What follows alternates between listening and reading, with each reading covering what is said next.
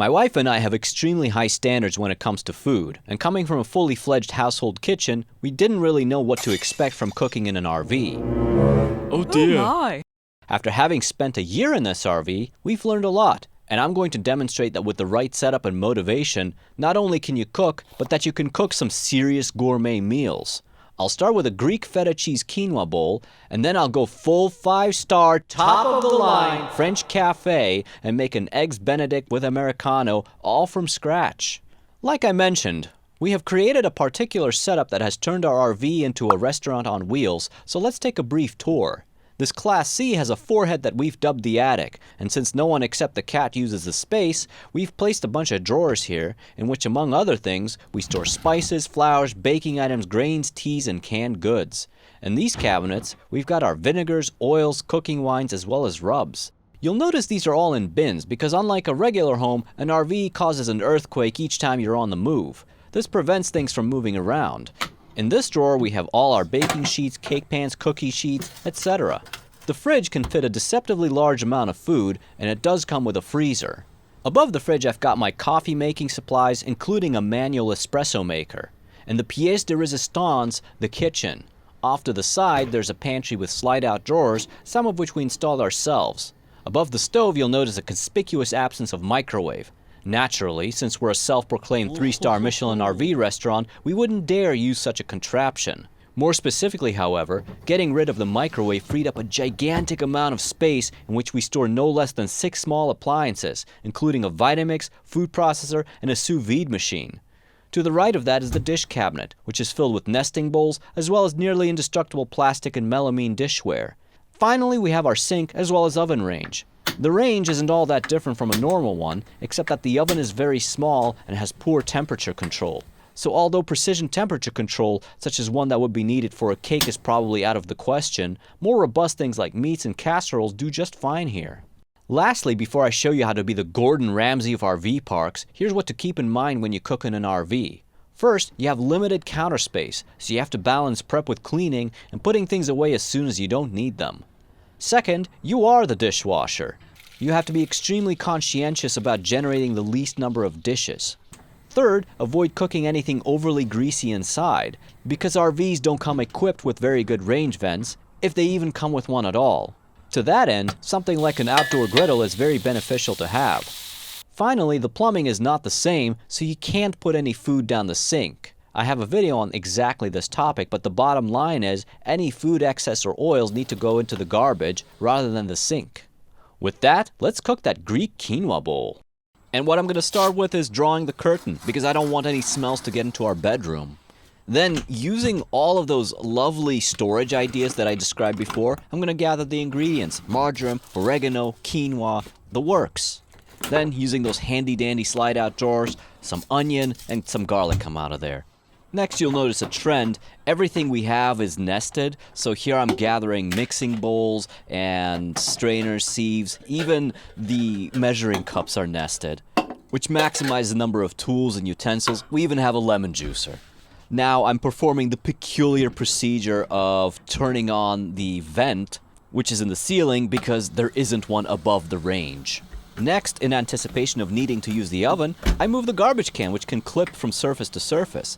And a bit of a manual procedure, but I'm turning the oven on. In keeping with vertical storage, here comes the cutting board. Wow, look at me, I'm a regular chef right here.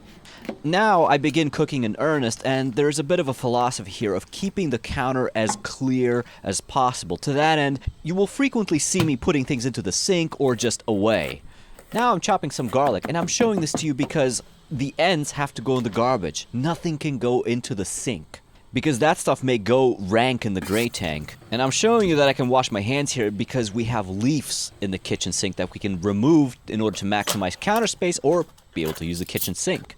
Here, as soon as I'm done measuring out my herbs, I clean off the measuring spoons and put them away. Like I said, that's the theme of the show. We have to maximize our counter space. And for as long as the rules of cross-contamination allow, I'm going to keep using this spoon too.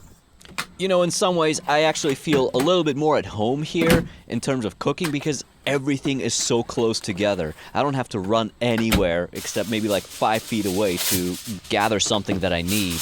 Which also incidentally means that I can put it away just as fast. So if you haven't noticed by now, that's exactly what I'm doing. I'm clearing counter space. I'm constantly doing this. Putting things away because I don't have the luxury of putting it anywhere else. Now I'm going to cook the quinoa, and incidentally, even the strainer nests right into this pot. Yes.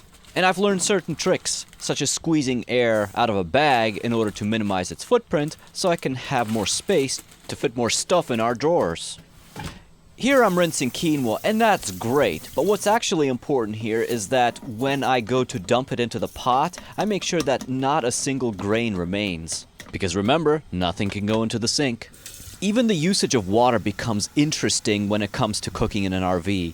Because every park you go to is going to have a different supply of water. So it can go from pristine well water to city water to something potentially unpalatable. So that is something to pay acute attention to and either ask questions about as you land at the park or just taste test it for yourself.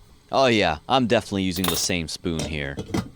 Now it is time for me to put the chicken into the oven, and I know this because we have a thermometer inside it. So although the oven has some kind of rudimentary thermostat, it is not very reliable. Here I'm blending the lemon juice and the herbs with the chicken. And while this is less of an RV guideline and more of a general cooking guideline, but do try to avoid soiling your hands as much as possible, because the kitchen sink may not always be available. So what that means functionally for what I just did, I kept my left hand clean in order for me to be able to lift the leaf off of the kitchen sink if I needed to, so that I can wash my right hand. That and wrapping up some business, such as setting this timer, which hangs out on our fridge, which is magnetic only because we put that sheet metal there. And look at that, no cross-contamination on the dish soap. Here, the stovetop is converting from counter space into, well, a stove, which has a manual sparking switch. Now, although you might have hated your corny-ass manager from fast food telling you, if you've got time to lean, you got time to clean, but it definitely applies here. I have 20 minutes in which the quinoa is cooking and the chicken is baking, so I took full advantage here by cleaning the dishes, putting everything away, and then getting ready for the next step, which is marinating some onions with lemon juice, as well as making the sauce made of feta cheese. Look at how pleased I am over a clean counter. And here, as I'm cutting this red onion, I am once again asking you to throw your peels into the garbage instead of the sink. I really enjoy this part of the recipe. It has you marinate the red onions in lemon juice to take some of the bite out of them. And here I'm doing my favorite thing, which is reusing the same spoon and then putting things away so that I get more countertop space. Which is important because here comes a demonstration of what we keep in the microwave cavity. And while it's admittedly a bit of a juggle, but behind this bin is a food processor that I am going to use in order to make the sauce. See, look at that. How many times have I used the spoon by now? 4 times? 5? That's like 5 spoons, which ordinarily I would have just kept throwing into the sink and letting pile up, knowing I can just throw them into the dishwasher later. But not here. I'm the dishwasher. Here I am emulsifying some cold-pressed olive oil along with the feta cheese in the food processor. Now, of course, I have to get every last bit of this sauce out of the food processor. And to that end, I pull a spatula out of our handy repurposed planter that we're using as a wall-mounted utensil holder. In combination with the spatula and my best friend, paper towels, this is how I get everything clean out of the food processor before even daring to put it into the sink. I then put the sauce away because, you guessed it, countertop space. And while there is still a bit of time left on the timer, I wash some dishes and put the food processor away, along with the bin and everything else. And would you look at that, what an excellent use of time that was. The quinoa is just about ready, and I fluff it with my favorite spoon, take our magnet-mounted mitts off of the fridge, I pull the chicken thighs out of the oven, and as it turns out, this oven is not just for show. Look at that nicely cooked chicken. 20 minutes at roughly 425 degrees, no problem. Now, I am getting ready to plate this meal using our nearly indestructible melamine and plastic dishes. Look at these wine glasses. Then I do the last remaining prep work by cutting these Persian cucumbers and cherry tomatoes. Spoon the quinoa into the bowls along with some arugula. I nicely arrange the cucumbers and the cherry tomatoes, then use my favorite spoon to place some olive bruschetta. I then slice the chicken thighs and serve them up right on top of the quinoa. Next comes the marinated red onions in lemon juice, and finally the feta sauce drizzled over the top of the bowls, and I pair the meal with some white wine. Look at this magnificent dish, all made right here in this humble kitchen on wheels. If you're interested in making it, I'll leave a link to the original recipe below, but know that we adapted it to add the arugula, changed out Kalamata olives for olive bruschetta, and sliced the cherry tomatoes in half. Before we move on to the finale, let's recap what made this dish possible to make in the RV. Number 1, have a plan. The quinoa bowl had 4 components: the chicken, the quinoa, the sauce, and some fresh cut vegetables. It made sense to get the chicken and quinoa in the oven and on the stove first because that gave me 20 minutes in which I could wash dishes, make the sauce, and cut the vegetables. Number 2, prep is your friend. I had the herb mix and lemon juice ready up front so I could just toss that right onto the chicken when I got to that step. Number 3, clean as you go. I decluttered my limited space as soon as I didn't need something and made sure I had no dishes piling up because at the end of the day, there's nowhere for them to go. Number 4, have a home for everything. My wife and I installed all manner of utensil holders, paper towel dispensers, label drawers, and bins, which helped me stay organized and know exactly where to go to find something. If all of these steps sound like they resemble what a normal restaurant kitchen might do, then that's exactly right. It's only fun and feasible to cook at this level in an RV if you've got this sort of setup and mindset. I should also mention that we didn't get here overnight. It took us living here full-time through a lot of trial and error to reach this level. With all of that in mind, let's depart this excellent Greek RV neighborhood restaurant and head on over to the fancy French cafe in the nice part of the RV park, where Chef Bouteur is going to prepare his signature Eggs Benedict with Americano. I begin this culinary journey by pulling out the bin that contains nearly my entire espresso setup, including the espresso maker itself, a grinder, a distribution tool, and a scale. Manual is the way to go here if you want to save space. And here, I'm heating up some water using our electric kettle. Now I am blazing through the espresso making process because that in itself could be a 3-hour-long video. But if there are any takeaways here is that 1, it's possible, and 2, see that paper towel that I placed underneath all of my tools? I put that there because it's a very good technique to catch all the coffee grounds, which have a really rather unfortunate tendency to want to go all over the place. And I cannot stand making a mess, especially not in such a confined space as an RV where it become extremely apparent. With that said, here's the exciting part. I'm pouring hot water into the portafilter and I'm manually pressing espresso out of it. And in order to make it an Americano, all I'm going to do is add some hot water later. But look at that, real espresso. And this knockbox equally important to make sure that you have a place to put all the used up coffee pucks. And I really like this electric kettle we have because it has a hold temperature feature that I'm taking full advantage of while preparing the Eggs Benedict. Now I'm breaking down my whole setup here and I'm puzzling it into the bin the same exact way I found it. Very key, otherwise it doesn't actually fit into the overhead storage compartment. That was just a matter of finding something that worked and sticking to it. And yeah, that same exact paper towel I just used, I'm now using it to get the counter clean in anticipation of making Bennies. So the recipe I'll be making is a combination of a hollandaise recipe I found on YouTube and my rendition of an Eggs Benedict I had at a diner in Massachusetts. Here I am rifling through a different set of nesting bowls. That is very handy because it comes with lids.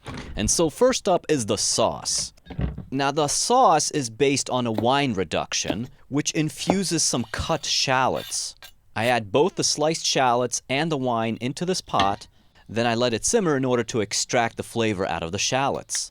Next I'm cracking this egg in half to extract the yolk, but you'll notice that I'm reserving the egg white because, you guessed it, we can't just throw that down the sink. Instead, I will be using it later with the rest of the eggs that I will be poaching. Here I'm getting the wine reduction out of the pot and getting the shallots into a strainer, which I will also use later as part of the recipe. And here I'm using my good friend paper towels in order to create a disposable spoon rest. So now, using that same pot without even cleaning it out, half a stick of Kerrygold butter, you cook like a Frenchman. The wine reduction, all over low heat, and a touch of lemon juice. As soon as the butter is melted, I add in the egg yolk and use a whisk to incorporate it into the sauce. This is definitely one of the trickier parts of the recipe where you have to emulsify the egg into the butter, while at the same time taking care to not overheat it, otherwise the egg breaks. But I was successful. I'm adding some salt and pepper here before emptying the sauce into the mixing bowl. This is important because in combination of the fact that it's plastic and having a lid, it'll keep the sauce warmer longer. With that out of the way, I dice a tomato along with 4 strips of bacon. But I will not be cooking this bacon and tomato inside, because without a proper range vent, all of those tiny droplets of oil are just going to precipitate all over the RV. And that is where the griddle will be coming in. But before I head outside, I'll be poaching the eggs. To do that, I first add some vinegar to the pot, which is something I learned from Gordon Ramsay, and what it apparently does is it helps the eggs stay together. Then I fill the pot with water and I boil it. Now the eggs I crack into 2 separate bowls. I do this in an attempt to keep the servings divided. Once the pot starts to boil, I put 4 minutes on the timer. Then I swirl the water around, creating a vortex using a whisk, something I also learned from Gordon. This apparently helps the egg white envelop the egg yolk. So I try to work quickly here while the water is still spinning. And I gently submerge the servings of egg so that the egg white does not break up. And 4 minutes later, I dump the water, being careful not to have any egg whites escape into the sink. And would you look at that? Perfect poached eggs. I set those aside, and I venture outside to finish out the rest of this recipe. Here I've brought out the English muffins, the diced tomatoes, diced bacon, as well as the wine-infused shallots. And aside from avoiding having all this greasy smoke on the inside of the RV, this makes cleanup a real cinch because none of the spatter goes all over the place. Here, the bacon is first in line, and I just cook it long enough to brown it. Then I add the tomatoes, followed by the shallots. I love this griddle. It makes all sorts of breakfasts, pancakes, you can sear steaks on it. It's an awesome thing to take with you. Now I'm just adding the English muffins to brown, and once the food is cooked, I put it into this plastic bowl with lid, which will help keep the food warm long enough so that I can plate it. Like I mentioned before, cleaning a griddle is really enjoyable because all you have to do is scrape the grease and food down the grease trap. And now I head back inside to plate this dish. I put the tomato, bacon, and shallot mixture on top of the English muffins. Take a moment to wipe the grease off of the bowl so it doesn't go down the sink when I go to wash it. Then I place the poached eggs on top of the bacon. And there is a bit of extra egg white from before, which I don't suspect anyone's actually going to complain about. Then I take the buttery ambrosia known as the hollandaise sauce and I spoon it over the eggs. Which, by the way, is still warm and still flows thanks to the covered bowl that I put it into. And of course it would be a crime to waste any of it, so I use the spatula to get it out. My finishing touch on this work of art are some red pepper flakes. Last but not least, I pour the hot water that I set up from before into the espresso, and it magically becomes an Americano. And here come those Bennies. This dish looks so amazing, I feel like it belongs on the cover of a magazine. If this was served to you at a restaurant, would you even be able to tell that it was prepared inside a car? Here are the big takeaways. 1. Planning your meal prep up front is the best strategy for making sure there is no big dish pileup, as well as no real need to multitask, because frankly, you won't have the space for it. 2. Food cannot go into the sink, so rely more on your garbage can and paper towels. 3. Reserve the cooking of greasy foods for the outside so you don't smoke up your interior. Finally, and not to beat a dead horse, if you've got time to lean, you've got time to clean. This will help you keep your very limited countertop space free and clear. If you're interested in checking out any of the kitchen items that I used in this video, you can follow the links I'll leave in the description. And there you have it. I did all of this to demonstrate that with the right mindset, proper setup, fairly humble tools, and proper techniques, you could literally make almost anything in an RV. Here's a few examples of the other great dishes we've made while living here that made our journey that much more enjoyable. Until next time, thank you for watching.